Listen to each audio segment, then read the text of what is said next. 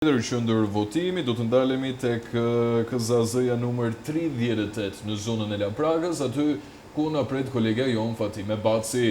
Fatime, të përshëndes, jemi sërish në komunikim të drejt për drejt së bashku, tashmë ndodhesh e zhvendosur, ndodhesh e pozicionuar në qendrën e votimit numër 38.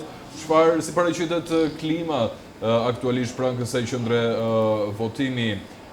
Fatime, a kemi patur të bëjmë me problematika, a kemi patur të bëjmë me raportime incidentesh, si paraqitet kurba e pjesëmarrjes pranë kësaj qendre dhe çfarë thon komisionerët?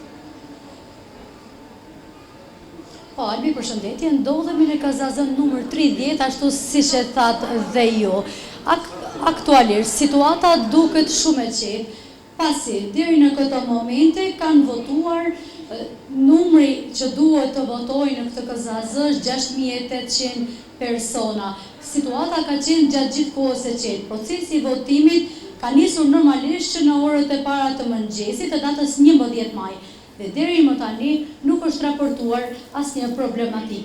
Komisionerët thonë se ka qenë gjithçka funksionale që nga mëngjesi. Ajo që thonë komisionerët është se pas orës 3:30 shihet një shtim i numrit të votuesve.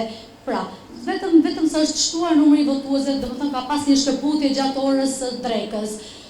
Ndërkohë, e kuptoj, është lënë hapësirë edhe komisionerëve që të çlodhen dhe të konsumojnë ushqim se apo jo Bledi?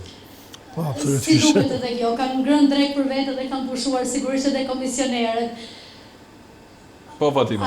Ajo që dua të theksoj tjetër është që komisioni rregullator nuk e ka shqyrtuar kërkesën e Partisë Socialiste që ka kërkuar shtyrjen e votimit në orën 22:00 në qytetin e Vlorës. Për shkak të Giro d'Italias, pra Komisioni Qendror i Zgjedhjeve e ka rrëzuar këtë kërkesë të Partisë Socialiste. Më saktë, Komisioni Rregullator e ka rrëzuar këtë kërkesë, pasi Celibashi tha që është detyrë e Komisionit Rregullator. Theksojmë këtu që 2 anëtarët e Komisionit Rregullator në KQZ, përfaqësues të opozitës Helga Vukaj dhe Muharrem Çarkaj, janë shprehur se një vendim i tillë nuk është kompetencë e Komisionit Rregullator dhe janë larguar po ashtu nga mbledhja. Dhe kjo ka sjellur po ashtu që votimi zyrtarisht do të mbyllet në orën 19:00 edhe në Vlorë.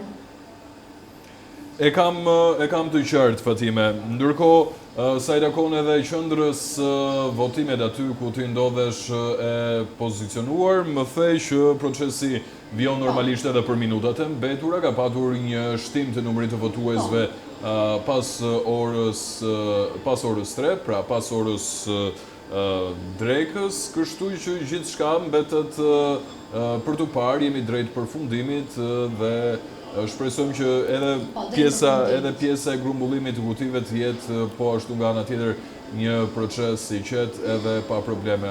Ndërkohë të falenderoj shumë edhe për informacionet e përcjella nga KZZ numër 38 Fatime, edhe për informacionet